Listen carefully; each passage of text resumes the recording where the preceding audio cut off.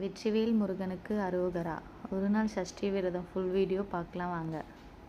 அதுக்கு முன்னாடி நம்ம சேனலை சப்ஸ்கிரைப் பண்ணாதவங்கலாம் சப்ஸ்கிரைப் பண்ணிக்கோங்க.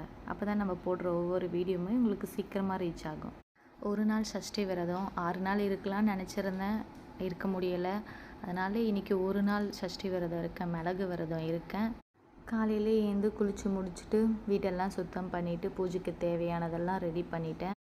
விரதம் இருக்கிற முன்னாடி நாளே எல்லாமே பூஜைக்கு தேவையானதெல்லாம் ரெடி பண்ணி வச்சிடலான்னு பார்த்தேன்.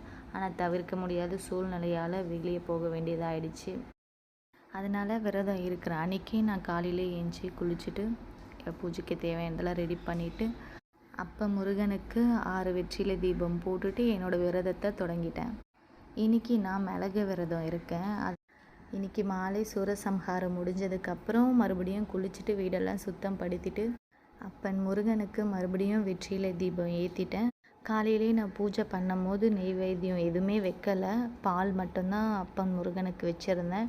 இப்போது சக்கரை பொங்கல், பாயாசம், வடை இது 3 செஞ்சு சாமிக்கு படைச்சிருந்தேன். நான் ஏன் காலையில் வைக்கலைன்னா காலையிலேருந்து பூஜை செஞ்சதுனால என்னால் வைக்க முடியலை. அதனால் பால் மட்டும்தான் வச்சுருந்தேன். சரி, ஈவினிங்காக சூரசம்ஹாரம் முடிஞ்சதுக்கப்புறம் பூஜை பண்ணும்போது நம்ம இதை நெய்வேத்தியம் வச்சுக்கலான்னு சொல்லிட்டு விட்டுட்டேன்.